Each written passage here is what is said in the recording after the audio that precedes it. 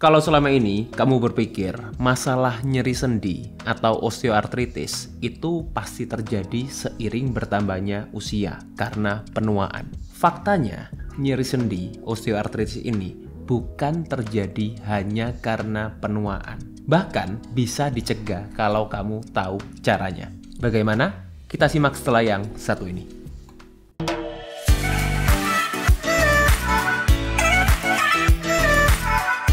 Oke, jadi sebelum masuk ke materinya, saya akan intro dulu, saya perkenalkan dulu yang ada di meja ini, Healthy Cook. Jadi Healthy Cook ini adalah provider makanan sehat yang berdomisili di Surabaya.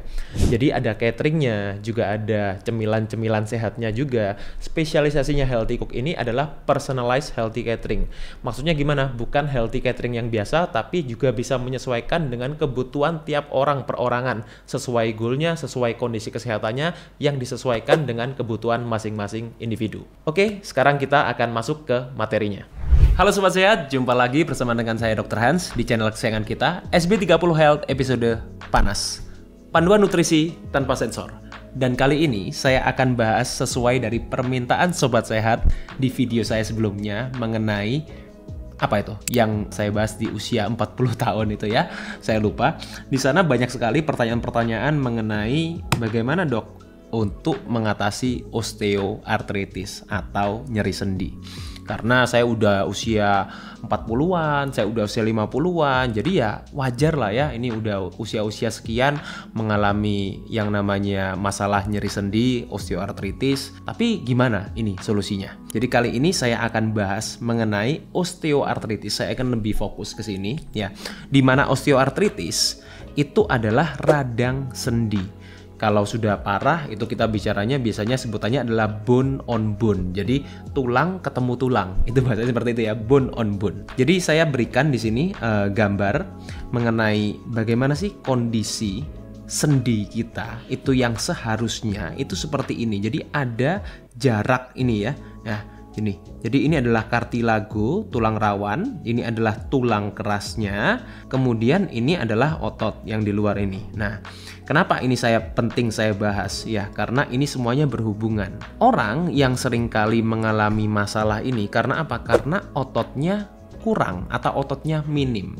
Itu juga pentingnya kenapa otot itu dilatih. Nah, kalau orang ototnya minim, ketika kita mengalami suatu tekanan, ya, kita suatu benturan atau kita suatu stres yang dimana ini sangat sering kita alami sehari-hari. Ya, jadi yang namanya stres itu kita mengalami hentakan, kita berjalan, bahkan kita berlari dan lain-lain. Nah, inilah yang menyebabkan lama-lama kartilago atau tulang rawan ini menipis. Kemudian cairan sinovialnya juga berkurang yang tadi ini ya, cairan sinovialnya. Nah, kemudian kalau sudah berkurang mengikis terus menerus kelamaan, nah inilah yang akan menyebabkan suatu ya kondisi bone on bone tadi. Meskipun yang namanya osteoartritis itu juga tidak langsung seperti itu. Jadi ada level-levelnya. Di sini saya juga berikan ada 4 stage atau 4 level. Jadi yang awalnya itu sekian jaraknya.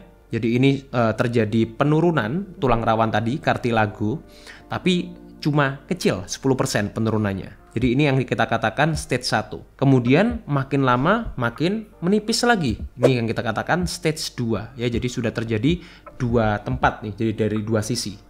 Kemudian kalau ini sudah makin menipis lagi, kerusakannya makin besar, ini stage 3 ya. Jadi di sini ya.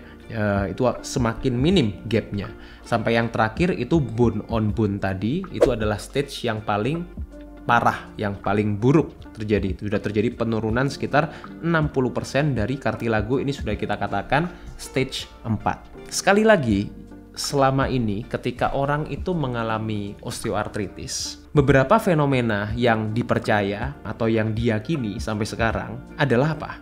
Pertama, ini terjadi ketika usia kita sudah 40 plus 40 tahun ke atas. Ya udah wajar lah dok, yang namanya juga udah usia, udah menua, terjadi seperti ini sesuatu yang tidak bisa dihindari. Atau yang seringkali kita kalau di medis itu kita katakan adalah penyakit degeneratif.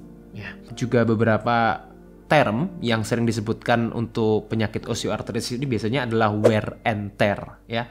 Wear and tear itu yang namanya dipakai ya terjadi kerusakan. Sounds so logic ya, jadi terdengar sangat logis, tapi sebetulnya manusia itu tidak seperti itu. Kok bisa? Karena yang namanya manusia itu bukan seperti mobil. Mobil semakin usia, semakin tua, dalam arti memang akan semakin menurun. Apalagi kalau nggak dirawat. Seperti itu mobilnya. Tapi manusia itu punya suatu mekanisme yang namanya adalah mekanisme perbaikan. Bisa memperbaiki dirinya sendiri. Artinya apa? Jadi yang namanya usia itu memang sudah jelas ya. Ini sudah suatu hal yang pasti. Tapi bukan berarti semua orang yang usianya itu 40 tahun ke atas itu pasti mengalami. Nah, kenapa kok ada yang mengalami, ada yang tidak mengalami? Tentunya adalah yang membedakan apa? Apa yang mereka lakukan sebelum usia 40. Nah, itulah yang akan kita bahas nanti. Yang kedua, fenomena yang sering terjadi adalah wanita itu populasinya yang mengalami osteoartritis, maksud saya, prevalensinya itu lebih besar dibandingkan pria, di mana itu betul. Ya, terutama ketika wanita-wanita ini sudah menginjak masa menopause. Nah, ini juga ada sebabnya. Pengaruh dari mana? Pengaruh hormonal. Karena ketika hormonal dari kelenjar ovariumnya itu sudah shutdown, yang backup adalah kelenjar adrenal ketika wanita itu sudah menopause. Jadi itu adalah suatu kelenjar yang memproduksi hormon stres. Akibatnya apa? Stresnya makin tinggi lagi pada orang-orang yang sudah menopause, wanita yang sudah menopause. Dan stres yang tinggi inilah, ini juga salah satu yang kontribusi menyebabkan orang penipisan tulang rawannya itu tadi ya. Jadi sudah banyak sekali studinya bahwa stres itu bukan cuma sekedar menyerang psikis, tapi juga menyerang kita punya fisik secara kesehatan. Kemudian fenomena yang juga sering terjadi yang dikatakan ketika orang itu mengalami nyeri sendi, ya udahlah karena tadi ini masalah penuaan, ini nggak ada hubungannya dengan makanan. Jadi makan apa saja bebas, free. Apapun, boleh makan apapun, toh nggak ada hubungannya dengan osteoartritis. Apakah betul seperti itu? Nah, ini akan saya bahas. Inilah yang sebenarnya terjadi ketika orang itu mengalami osteoartritis atau mengalami nyeri sendi. Yang pertama, yang namanya kerusakan mekanik, ya oke lah, kita bilang pasti ada penurunan. Kalau tadi saya pakai ilustrasi mobil, ya mobil yang tahun baru dengan yang tahun lama jelas memang ada perbedaan. Tapi kan bukan berarti yang semua tahun lama itu ada semuanya akan mengalami kerusakan yang sama. Kalau mobil saja seperti itu, apalagi ya manusia yang bisa memiliki kemampuan untuk memperbaiki diri secara natural. Itulah yang terjadi dalam tubuh kita. Makanya ada yang namanya katabolisme, ada yang namanya anabolisme. Itu kalau kita berbicara mengenai metabolisme ya. Ada yang katabolik, ada yang anabolik. Anabolik itu apa? Pembangunan. Ya, pembentukan jaringan-jaringan yang baru. Artinya apa? Ketika orang itu usianya bertambah, tidak harus kita mengalami masalah-masalah yang sama. Kalau mobil itu tua tapi terawat, itu tentunya beda ya dengan mobil tua yang tidak terawat tadi. Yang kedua yang sebenarnya terjadi itu adalah sirkulasi yang menurun. Nah, yang namanya sirkulasi itu macam-macam di dalam tubuh kita. Sirkulasi darah, sirkulasi limfe, kelenjar getah bening, ya, itu juga sirkulasi. Nah, sirkulasi ini juga sangat dipengaruhi oleh apa? Aktivitas fisik kita, terutama adalah olahraga. Nah, artinya apa? Olahraga ini juga sangat penting ya. Tadi selain yang saya katakan untuk menjaga atau menambah massa otot, terutama di usia-usia yang sudah 40 tahun ke atas, ya, yang saya bahas di video sebelumnya, olahraga itu juga bisa meningkatkan sirkulasi darah kita. Nah, inilah yang juga bisa membantu bagaimana kita itu mencegah osteoartritis. Tapi masalahnya apa? Banyak pasien-pasien saya, itu mungkin kalau salah satu sobat saya juga mengalami hal yang sama, boleh tulis di kolom komen. Bingung. Kenapa? Karena mau olahraga sudah osteoartritis. Terutama pada orang-orang yang, mohon maaf ya, mereka obesitas. Mereka kelebihan berat badan. Ini juga salah satu faktor risiko yang cukup besar pada orang-orang yang mengalami osteoartritis. Karena apa? Karena stresnya besar sekali, terutama di bagian lutut sini ya. Jadi ketika orang itu membawa beban yang berat, orang itu obesitas, Akhirnya apa? Stresnya, tekanannya ke lutut itu sangat-sangat besar. Dan inilah yang berpotensi juga menyebabkan osteoartritis. Itu adalah salah satu faktor risiko yang paling sering. Nah sekarang gimana? Orang mau olahraga, ya tapi kemudian sudah mengalami masalah osteoartritis. Artinya apa? Ini seperti makan buah si malakama. Mau olahraga salah, nggak olahraga juga nggak baik juga. Karena olahraga juga punya benefit untuk sirkulasi, untuk menambah massa otot, dan lain-lain. Nah, tentunya yang kita perlu perhatikan adalah nutrisinya dulu, dietnya dulu. Terutama kalau kita memang mau mengkoreksi masalah obesitas yang tadi. Saya tidak berbicara bahwa olahraga itu tidak ada manfaatnya. Olahraga ada manfaatnya. Tentu ada manfaatnya. Banyak manfaatnya. Tapi untuk orang-orang, pasien-pasien yang sudah mengalami masalah obesitas, sudah mengalami masalah osteoartritis, nyeri sendi tadi, apalagi yang sudah parah, yang bisa kita lakukan sekarang apa? Adalah mengubah atau memperbaiki dietnya. Jangan sampai kita melakukan hal yang sama berulang-ulang kali lalu kita menginginkan hasil yang berbeda. Itu yang kita sebut, kalau katanya Albert Einstein, itu adalah insanity, ya, kegilaan. Kita melakukan diet yang sama, kita berharap hasilnya bisa berubah, kita bisa menjadi lebih sehat. Nutrisi yang minim ini juga menyebabkan orang itu sulit untuk mengalami perbaikan. Tadi saya katakan apa? Tubuh kita itu punya kemampuan untuk memperbaiki diri sendiri. Kalau antara kerusakan dan perbaikannya itu tidak seimbang, jadi ibaratnya gimana? Kerusakannya kita lakukan terus-menerus, tapi perbaikannya dari nutrisi ini tidak adekuat, tidak cukup, tidak sufisien. Artinya apa? Ini yang menyebabkan kerusakannya lebih besar daripada perbaikannya. Nah, itu tadi. Jadi nutrisi itu sangat penting kita perbaiki, terutama dari mana? Yang namanya kita nutrisi ya, dari diet. Nah, diet yang saya katakan di sini bukan diet mengurangi makan ya, bukan diet defisit kalori ya, tapi adalah diet memperhatikan apa yang kita masukkan ke dalam mulut. Nah, dan yang terakhir yang sebenarnya terjadi pada masalah-masalah osteoartritis, ingat, osteoartritis. Jadi itis yang di belakang osteoartritis tadi itu artinya apa? Terjadi masalah peradangan. Itu, atau yang saya sebut adalah inflamasi. Nah, jadi inflamasi itu meskipun multifaktor, ya penyebabnya itu bisa bermacam-macam, bisa dari diet, bisa dari stres, bisa dari karena kita kurang istirahat, bisa dari karena olahraga yang berlebihan yang menyebabkan trauma, itu juga bisa menyebabkan yang namanya inflamasi. Nah, tapi ya karena saya ingin lebih banyak bahas mengenai apa yang perlu kita hindari secara makanan, diet tadi itu ya. Kemudian apa yang perlu kita konsumsi, apa yang perlu kita lakukan, ya akan saya bahas di sini. Pertama, apa saja sih yang perlu kita hindari terkait untuk orang-orang entah yang mau mencegah ya atau yang sudah mengalami osteoartritis. Ada beberapa yang perlu kita hindari. Saya sebutkan 5 di sini ya, 5 besarnya. Yang pertama adalah omega 6. Tentunya karena apa? Karena omega 6 ini sifatnya adalah pro-inflamatori, bukan anti-inflamatori. Jadi ini yang menyebabkan peradangan. Nah, makanan apa saja yang tinggi omega 6? Jadi karena sebetulnya omega 6 ini juga terdapat di hampir banyak makanan, tapi yang ingin kita fokuskan adalah makanan-makanan yang tinggi omega 6. Apalagi makanan-makanan yang sudah ultra proses. Contohnya seperti minyak sayur, minyak kedelai, minyak jagung, minyak canola. Itu adalah makanan-makanan yang minyak-minyak maksud saya yang tinggi omega 6. Kemudian yang selain minyak apa? Kacang tanah.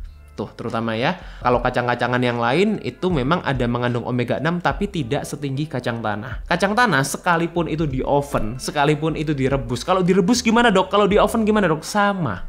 Tapi kalau digoreng ya memang akan lebih tinggi, akan lebih bermasalah lagi kacang tanahnya. Tapi kacang tanah sendiri itu memang sudah mengandung omega 6 yang relatif tinggi. Jadi itu perlu kita hindari terutama untuk orang-orang yang sudah mengalami osteoartritis.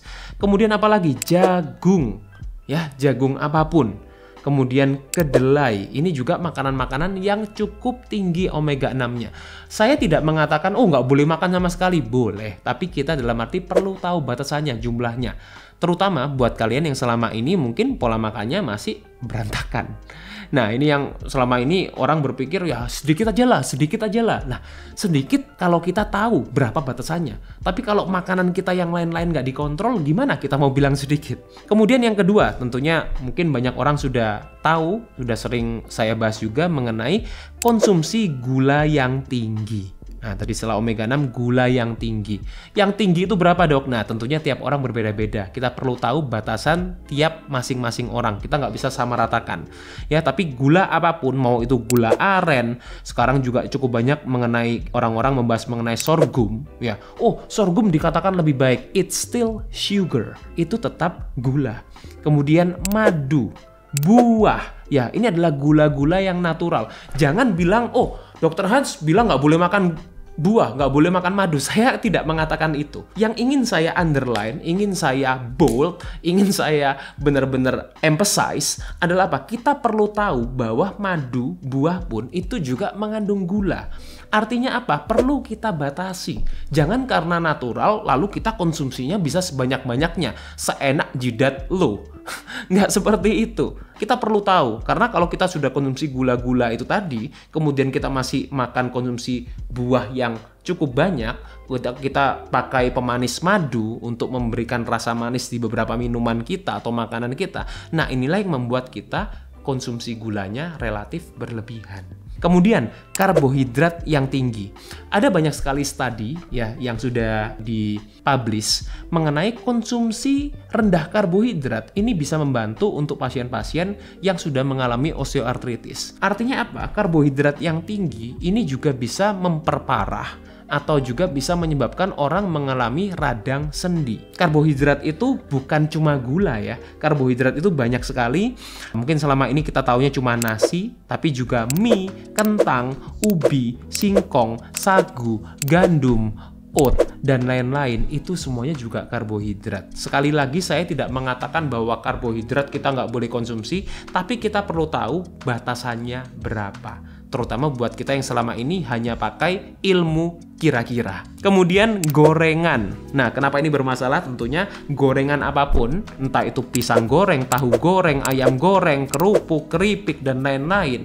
Nah, semuanya itu lemaknya yang dipakai untuk menggoreng, ya minyak apapun, minyak sebaik apapun, ini akan teroksidasi. Dan inilah yang akan menyebabkan, betul, peradangan.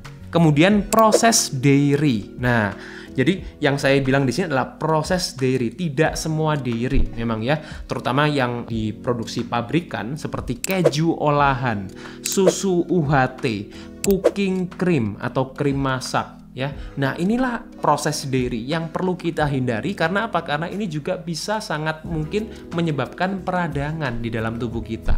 Belum lagi untuk orang-orang yang punya masalah alergi, punya masalah intoleransi. Karena apapun reaksi yang diberikan oleh tubuh kita, ini yang akan menyebabkan apa? Yang menyebabkan kita mengalami suatu peradangan. Karena kita tidak tahan tubuh kita, tapi kita berikan terus-menerus. Nah, itu kan yang ceritanya orang alergi. Tidak tahan terhadap sesuatu, tapi dilakukan terus-menerus. Nah, ini yang menyebabkan peradangan. Jadi itulah yang perlu, 5 hal yang perlu kita hindari. Lalu sekarang apa dok yang perlu dikonsumsi? Kalau sekarang kita sudah tahu ya apa yang perlu dihindari, itu yang lebih penting yang kita lakukan utama. Kemudian yang kedua yang perlu dikonsumsi, itu yang selama ini ada yang menyebutnya adalah AI diet, bukan artificial intelligence ya. Jadi AI itu singkatannya adalah anti-inflammatory diet, atau beberapa ada yang bilang autoimmune diet gitu.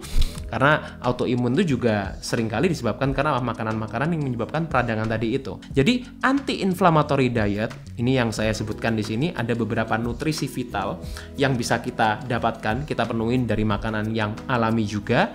Ya, kalau yang mau dapatkan dari suplemen juga boleh, tapi saya akan lebih menyarankan kita penuhi dari makanan yang whole food dulu, makanan yang alami dulu.